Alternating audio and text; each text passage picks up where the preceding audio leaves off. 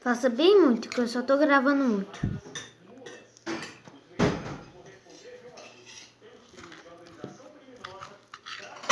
É, de pra estar filmando mesmo. É vergonha, isso. Manda pra tia Lu agora. Tia Lu ver como é que esse povo se trata.